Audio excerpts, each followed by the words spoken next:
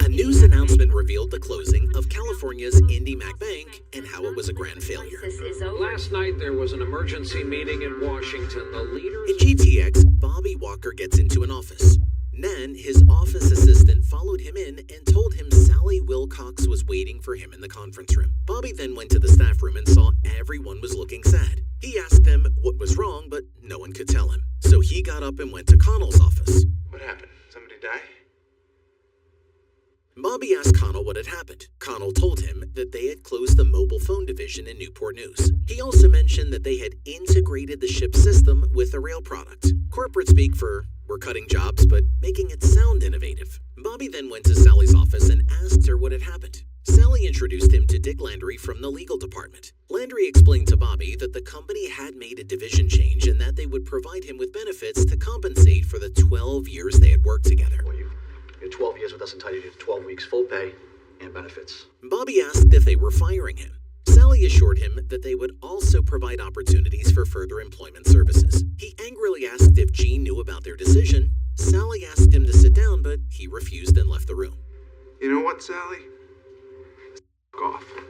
One day he's Bruce Wayne controlling Wayne Enterprises. The next he's Bobby Walker standing outside GTX with a cardboard box. From billionaire to broke, guess even Batman can't escape corporate downsizing. Bobby then started packing up to leave. Bobby's secretary asked what they had said about her job. He told her he hadn't asked anything. At Gene's office, Phil was waiting for him. Gene noticed Phil's demeanor and asked what was going on. His assistant told him that Sally had fired some of the ship system sales group workers. No, but I've been hiding in here all day. They closed Mobile and Newport News. Gene asked Phil if Sally had fired him as well. Phil replied that she hadn't and admitted that he had been hiding in the office all day. Phil shouted, saying he would never let anyone fire him after 30 years of service. 30 years of loyalty, gone in 30 seconds. Turns out dedication doesn't come with job security. Back at Bobby's house, Maggie Walker, Bobby's wife, came. Maggie went outside and saw Bobby cooking. She asked him why he was home at that time, and he told her that he was making dinner. Maggie told him they were going to Jack's house that night, but Bobby refused to go. Maggie got upset and went back inside the house. Bobby followed her. They started arguing, questioning why he wasn't going with them and asking why he hated Jack. Bobby then told her that he had been fired. They fired me today. Annoyed, Maggie asked about Gene, reminding Bobby that he had promised to secure his job. Bobby told her that Gene hadn't been in the office all day and that Sally Wilcox had made the decision. Amazing how fast "we're in this together" turns into "sorry, nothing I can do." Meanwhile, Phil went to his house. He asked his daughter Susan Rico where her mom was, and she told him that she had a headache. As Phil was about to go upstairs, his daughter called him and told him that they had found out their next trip would be to Italy. She asked if she was going too. Phil told her she would, but he wasn't sure. I can go, right? A vacation to Italy sounds great, if you still have a job to come back to. Phil went to the bedroom, and when his wife saw him, she asked if he had heard that Colin was fired and whether they were okay. Phil assured her and told her that they needed to get ready for Salinger's dinner. Because when your financial world is crumbling, the best solution is a fancy dinner. You don't have to come if you're not feeling up to it. Just give me a minute. At the same time, Gene is standing numbly in front of a table, putting ice in his bottle. His wife came up behind him and told him that they had to leave early, reminding him that they shouldn't be late again. Bobby, Maggie, and their children arrived at Jack's home. They went inside and greeted everyone. Jack asked Bobby how he was transitioning from his high-paying Africa job to another one. While they were talking, the birthday lady came in, and Bobby told her that she didn't look 35, but more like a 21-year-old. They both laughed. She invited Bobby to have a drink. Why don't you grab yourself a drink, Bobby? We got some margaritas in the blender. At the Man of the Year celebration, the host introduced Gene McClary, Executive Vice President of GTX, as one of its first employees. Gene took the stage, recalling his patience during tough times for the company and praising James for growing GTX into a massive organization. Gene then invited James to the front. James thanked the audience and acknowledged that building GTX wasn't easy, but it was made possible with Gene's help.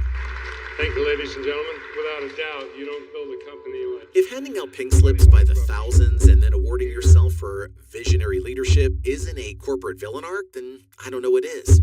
Even Lex Luthor would be taking notes. The next day, Bobby went to a job training. When he got there, Danny met him and asked where he was going. He told him it was an orientation and then pointed him to the room. Inside, a woman told them the requirements for their work work and that fear and anxiety were invaluable in a job. Neighbors, dentists, anybody, and everybody. Back in GTX, Gene and the rest of the staff discussed the merger of the ship systems and rail products divisions. Phil and Nan joined them as the staff complained about handling the same number of accounts with half the workforce. Phil responded that they were lucky to have jobs in such times, then shifted the conversation to how they could regain the business. Tell them you're lucky you still have a job. Bobby exited the orientation and looked for a place to sit. When he found one, a worker told him the seat was taken. Danny then called Bobby, offered him the seat, and Bobby thanked him before sitting down. Danny told Bobby that everyone was frightened of him because he was a new employee. Yeah, you're not threatened. He'll be it. Yeah. Bobby asked Danny why he wasn't afraid. Danny told him that he was a confident person. Danny asked Bobby how long he'd stay, and Bobby explained it was a 3 months full salary and 4 months of outplacement. Danny mentioned he had 9 months but had already used 4. It's like a ticking time bomb. How long can you stretch those months before the real panic sets in? Later, Gene and Bobby meet for lunch. Gene asked Bobby how things were going for him and his family, and Bobby told him that everything was fine. Gene told him that they did it because the company was in a serious condition and they had to reduce the staff. Salinger's under a lot of pressure to boost the stock price before somebody buys in and makes him... Gene told Bobby that he had called some marketers and called them by name and gave him the paper. Bobby got angry, dropped the paper, and left by telling them he would steal them once he started working with their competitors. Bobby went from corporate loyalty to corporate revenge in record time. Hey, Hey, how'd it go? great. At home, Maggie and Bobby talked about his time with Gene. Bobby mentioned Gene was helping him connect with marketers, and Maggie admired it. Holding unpaid bills, Maggie suggested getting a job to help with expenses. When Bobby's father, Kevin, called, Maggie handed him the phone, but Bobby refused, not wanting to hear his advice. Wait, You read about the laughs in the paper.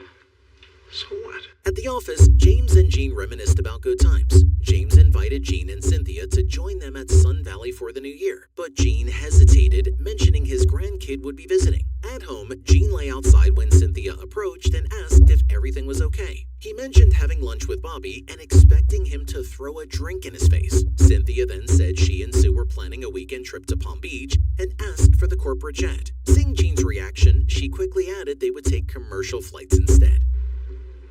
Fine, we'll fly commercial. Meanwhile, Maggie brought up the idea of selling their house, but he refused. We're not gonna get started. He then headed to an interview, driving separately while Maggie took the kids. Bruce Wayne would just buy another mansion without blinking. Bobby Walker, he's clinging to a life he can no longer afford, hoping no one notices. The interviewer reviewed his experience in sales and asked about regional sales, which he confirmed. She offered $65,000 per year for a position outside his area. Angry, Bobby argued he made $120,000 at GTX and applied for VP of Marketing. She replied they had highly qualified applicants, to which he insisted he was one. I'm a highly qualified applicant for that position. After this, Bobby went to the office and started calling marketers about job openings, but all responses were negative. Phil Knight built Nike from nothing into $1 billion empire. Bobby Walker? At this rate, he'll be lucky to sell sneakers out of his trunk just to cover rent. Bobby then kept calling Sally, leaving voicemail when she didn't respond. Hi, Sally. Bob Walker. Thanks for not returning any of my phone. Bobby then went back home. Outside, Drew was sitting alone. Bobby asked what was wrong, and Drew assured him he could handle things as he was growing up. Bobby then told him he had lost his job, but everything would be fine. I lost my job. At Jack's house for Thanksgiving, the men discussed business while friends served food. Jack asked Bobby about work, and Bobby gave a vague answer. Jack mentioned reading that Salinger made 700 times more than the average GTX worker. A timely reminder that the ones at the top rarely feel the pain of those at the bottom. Before eating, Carson prayed, thanking God for their health and asking for her dad to find a job, exposing Bobby's unemployment to everyone. Jack offered Bobby a job, but he refused. Could always use some extra help this winter. Hanging drywall. Meanwhile, James and his business partner discussed financial losses, considering selling the new business or closing the existing business. They ultimately decided on layoffs. Gene privately told James he disagrees with the decision, but James dismissed him. I've always told you what I thought, right or wrong, and this is wrong. Of course, the first solution is layoffs. Not executive pay cuts or restructuring, just cutting the workforce. Later in bed, Maggie and Bobby discussed finances. Maggie mentioned that if they lowered their house price, they could sell it for $850,000. She questioned why Bobby refused Jack's offer, and Bobby insisted he wouldn't work under him. At this point, pride is the only thing Bobby has left, and he's holding on to it for dear life. Jean and Sally are also on the bed. Jean asked her about the criteria for downsizing. She then got annoyed and left him in the bed. Sally. Bobby and his teammate went golfing, but Bobby is told he didn't pay for his membership. He then went to Maggie to ask what was going on. Maggie explained they couldn't afford the upcoming month's payment and urged him to stop golfing and find work to pay the mortgage. Bobby wanted to appear successful, but Maggie reminded him of their reality and asked him to cancel the golf plans. Nothing says fall from grace like getting kicked off the golf course. Later, Bobby and Maggie had a heartfelt conversation. Bobby expressed hopelessness, shouting that at 37 he couldn't afford to support his family. Maggie reassured him, saying everything would be fine and that his family was there for him, offering a comforting hug. Bobby attended the job interview. The interview mentioned a great recommendation from Dan Mass. The position has a $90,000 salary plus commission and bonuses. The man told him that even though he can't promise him anything, with Dan's recommendation and his resume, he seems like the right person for the job. Finally, a lifeline, or so it seems. Dan's recommendation and your resume, you seem like the right fit for the job. But when he called later to ask about the job, he was told that it was not available anymore. Later, Bobby, heartbroken, watched as the person he sold his car to drive it off. First the golf membership, now the car. Bobby is watching his old life disappear, piece by piece. At a party, Phil approached Jean and revealed that Sally had fired him. Jean went to his office and confronted Sally, who handed him a paper saying he was also fired. Jean and Phil discussed their long dedication to the company, feeling betrayed. Jean went home, but ignored his wife's calls to go upstairs. Meanwhile, Phil started a new job on the factory floor at Joanna's office, surprising Bobby and the team. Joanna asks Phil a question about whether he smokes or not. When he tells her that he smokes sometimes, she tells him to quit. He then leaves for the office. You're pushing 60 and you look like hell. You're gonna have a rough time out there. Bobby goes to Phil's new office and talks to him about the separate office, saying the company has to pay extra. Phil replies that this is the least the company can do for him. Phil then asks Bobby about the dress code, and Bobby tells him it is fine to wear casual clothes. At home, Bobby talks on the phone with a mortgage company. He tells them that he spoke with someone from their office last week, and they said he hadn't paid for it this month. However, if they want, he can write a check and send it to them. Maggie joins him from upstairs and listens to the conversation while smiling. After he finishes the call, she asks him who he was talking to, and Bobby tells her it was the mortgage company. Which one, American Express? Maggie tells Bobby that Yvette asked her to work tomorrow night. Bobby replies that it's New Year's Eve. Drew joins them and asks Bobby if he can drive him over to Kyle's. Bobby tells him he is busy. Disappointed, Drew goes back upstairs. Halo? Should play some Xbox. Okay, Bobby, hang on a sec. Maggie explains that Drew doesn't have an Xbox anymore. He gave it back because he knew they couldn't afford it. Nothing hits harder than a kid quietly sacrificing something they love because they see their parents struggling. Bobby then goes back to Jack's workplace and asks if he can get a job. I need a job, Jack.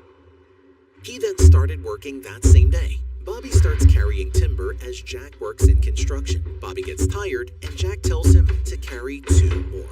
He has played a billionaire and a business mogul. Now, he's a guy struggling to carry a 2x4. That's some real-life character development. They sit and eat their lunch in one of the rooms they are working on. Bobby sits separately looking at his hands. One of Jack's workers approaches him and tells him that the gloves he is using are new, which is why he got blisters. He then gives Bobby an old pair of gloves. A small but powerful moment. Bobby isn't just learning the job, he's learning humility. The next morning, Bobby goes to work where he is sandblasting. They tell him to add another sack to the mix because it is too thin. Jack looks at Bobby and sarcastically comments on how easy the job is, like moving cost reports from the outbox. Insane on it. Meanwhile, Jean and Sally are at their house. She asks him what his plan is for today and tells him that Ed and Dana, her old friends, have invited them to dinner tonight. Phil goes for an interview. When he introduces himself at the receptionist tells him to sign it and take a seat. There are many applicants, and the line is long. Jack gives Bobby Bobby a paycheck. Bobby sees that there is an extra $200 and asks Jack about it. Jack replies that it may be a mistake and tells him to keep it. Must have made a mistake, Bob. Gene goes to dinner with Sally and her old friends. He seems unhappy but pretends to be enjoying himself. Gene still playing the role of a man who has control, when in reality, he has none. Bobby and his family move into Bobby's parents' house. Bobby goes to Drew's bedroom, where Drew is lying in bed with his earphones on. Bobby takes off the earphones and asks if he's okay with sleeping in the same room as his sister for a while. Drew says it's fine. Once, he bought sneakers without looking at the price tag. Now, he's deciding which ones to sell just to get by. Phil Knight would be disappointed. Liam, Gene's son, and his family come to Gene's house. Gene and Liam talk while Billy's family plays outside. Gene tells Liam that he is trying to get a vineyard in June and is also looking for a job. Liam asks Gene if he has talked to his mother. Liam then tells Gene that she is thinking of selling the house and is having a rough time. She's having a pretty rough time. She's talking about selling the house. Bobby goes to work. Mike isn't there, and Bobby asks where he is. He is told that Mike was busted again for assault and drunken and disorderly conduct. Bobby then told Jack that he knows someone who can work for him. Following this, Danny joined the team and started working. Danny, another casualty of the job market, now picking up a hammer instead of a briefcase. Gene went to a bar and found Phil drinking. He asked to drive him home, but Gene told him he couldn't go home because his wife doesn't want the neighbors to know he has been fired. Want to go to the movies? Meanwhile, Bobby returned home and his mother told him someone named Fred Munder called and offered him a position. Even though the job is in Boston, Bobby decided to go. Maggie is skeptical, but Bobby told her the job is Vice President of Sales and Marketing. And that is exactly the job he fits in. This is it. This is me. This is my job. I don't know what else I can look for. A vice president title again? Sounds like a dream, except dreams don't usually come with fine print. Like they say in Argo, this is the best bad idea we have. Bobby went to Boston and stayed in a motel. In the morning, he went into an office for an interview, but he is told his appointment is actually for next week and not this Friday. You say you have an appointment? Yes, at 10. I don't see it. Phil meets James for lunch. He brought up his job opening about foreign executives and he was interested, but James told him that he can't hire anyone above 30 for this job. I wouldn't hire anyone over 30 for that job. It's a killer. Apparently, decades of experience mean nothing if you're on the wrong side of 30. Later that night, Gene found Phil angry, throwing stones at the GTX building from afar. Phil told him of his financial stresses, but there is nothing they could do. Back at his house, Phil washed the dishes. He then went to his garage and smoked before getting in his car. He closed the garage door, started his car, and unalived himself with carbon monoxide poisoning. The next day, Gene, Bobby, and the others attended Phil's funeral. A devastating but all too common end for those who feel like they've lost everything. After this, Bobby and Gene walked in the first place they worked at. Gene reminisced about the old days, but now everything is gone. Now everything I spent 30 years trying to build for myself and everybody else is... Bobby then went back to his house and apologized to Maggie for letting her down, but she told him everything would pass. Yeah, I did.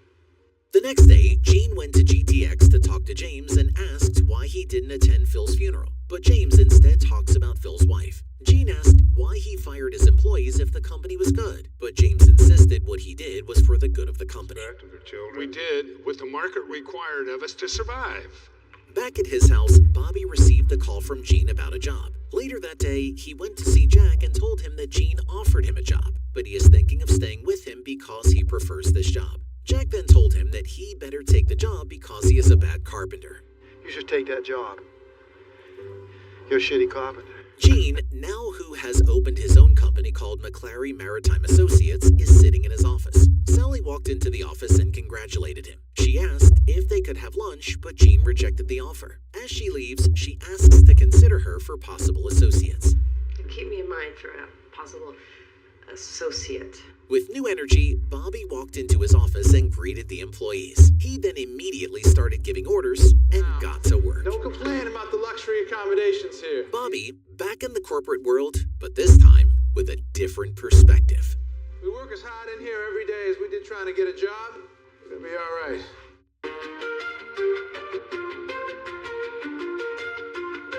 Under the moon with a basket of clothes, I'm folding drinks where nobody knows. destroyer.